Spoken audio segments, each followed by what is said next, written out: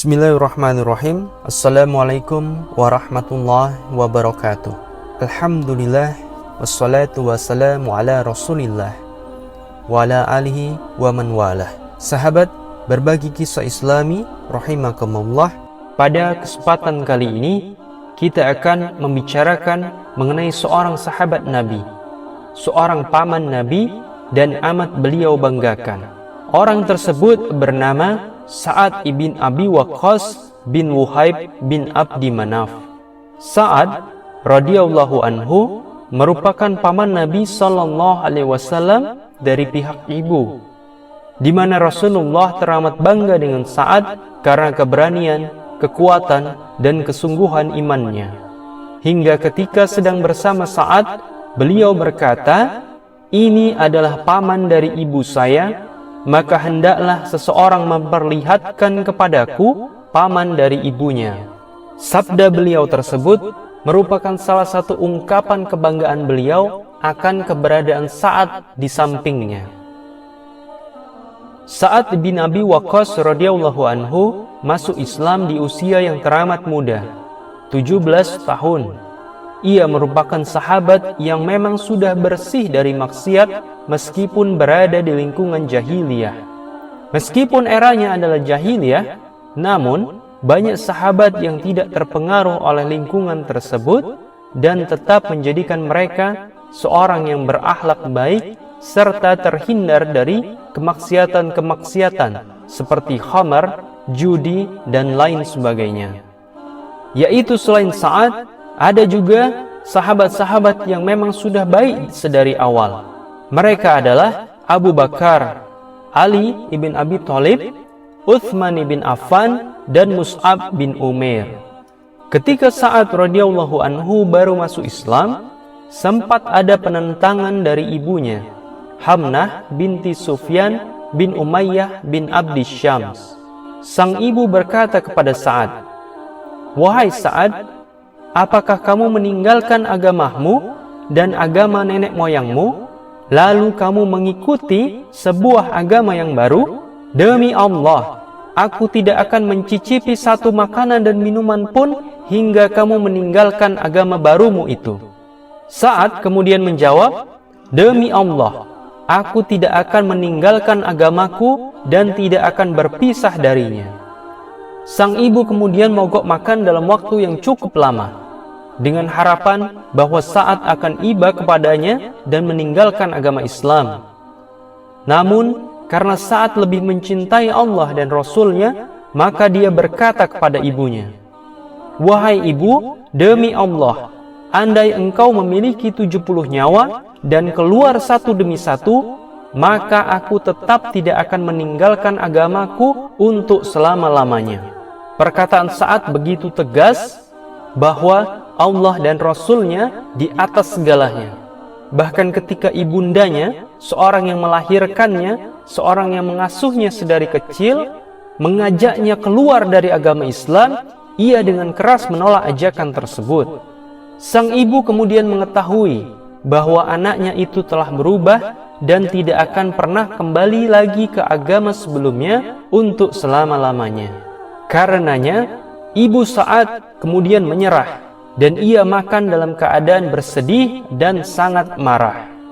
Atas kejadian itu, Allah Subhanahu wa Ta'ala telah menjadikan Sa'ad sebagai orang yang menyebabkan turunnya salah satu ayat Al-Quran. Allah berfirman dalam surah Luqman ayat ke-15, "Dan jika keduanya memaksamu untuk mempersekutukan aku dengan sesuatu yang tidak ada pengetahuanmu tentang itu, maka janganlah kamu mengikuti keduanya, dan pergaulilah keduanya di dunia dengan baik." Sa'ad radhiyallahu anhu adalah seorang yang juga terkenal akan keahlian memanahnya. Bahkan beliau adalah orang yang pertama menumpahkan darah di jalan Allah dengan anak panah tersebut. Dikisahkan bahwa suatu ketika kaum muslimin Mekah sedang mengerjakan sholat di lorong-lorong jalan yang ada di kota Mekah secara sembunyi-sembunyi. Namun sebagian kaum kufar melihat mereka dan menyerangnya. Maka Sa'ad bin Abi Waqqas bangun dan langsung membalas perbuatan tersebut. Dia memanah salah seorang dari mereka hingga darah mengalir dari tubuh orang tersebut.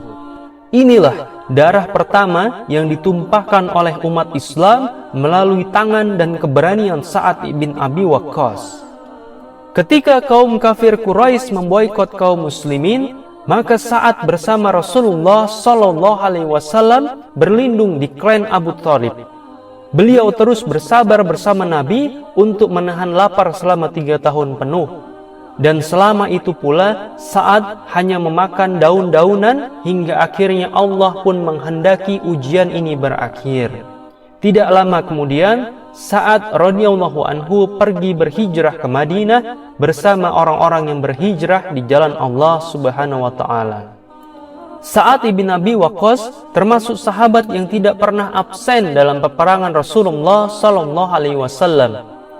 Pada perang Badar, Sa'ad membawa kesedihan dan kegembiraan. Beliau sedih karena saudaranya Umar bin Abi Waqqas mati syahid. Namun beliau juga gembira karena umat Islam memperoleh kemenangan meskipun jumlah pasukan Islam teramat sedikit daripada jumlah kaum kafir Quraisy. Di perang Uhud terdapat banyak bukti nyata bahwa Sa'ad adalah pemanah ulung. Ketika kaum muslimin dan Rasulullah Shallallahu Alaihi Wasallam terdesak, maka kaum kafir Quraisy semakin meningkatkan intensitas serangan mereka. Pasukan Khalid bin Walid yang merupakan tentara berkuda dengan cepat berusaha menuju ke arah Rasulullah.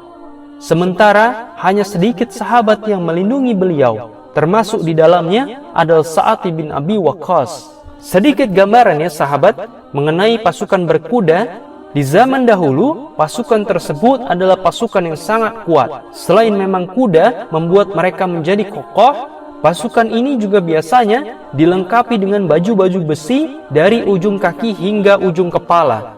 Sehingga untuk membunuhnya, seseorang membutuhkan keahlian tinggi agar berhasil menusukkan pedang atau anak panahnya di antara celah baju-baju besi tersebut. Dalam keadaan terdesak, Nabi SAW mengambil anak panah dan menyerahkannya kepada Sa'ad.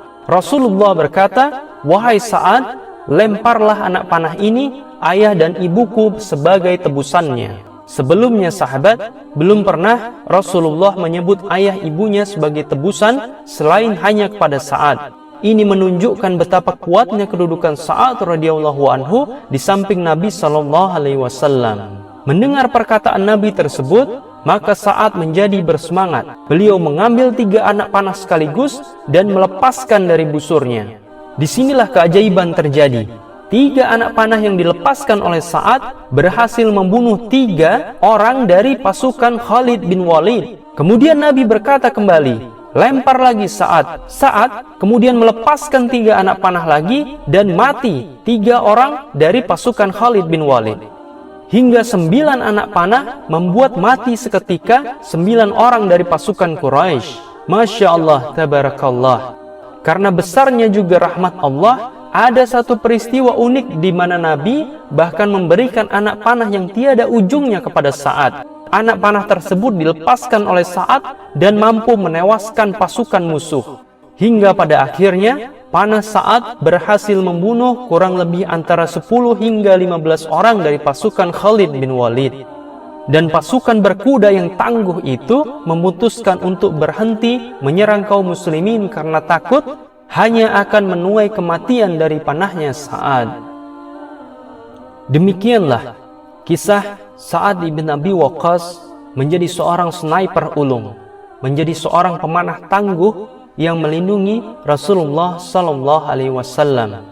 Kisah-kisah luar biasa dari Sa'ad bin Abi Waqqas akan kita lanjutkan di video-video berikutnya, di mana beliau juga keluar sebagai singa bagi Allah dan Rasul-Nya dengan memimpin kaum muslimin dalam sebuah peperangan yang sangat menentukan di negeri Qadisiyah.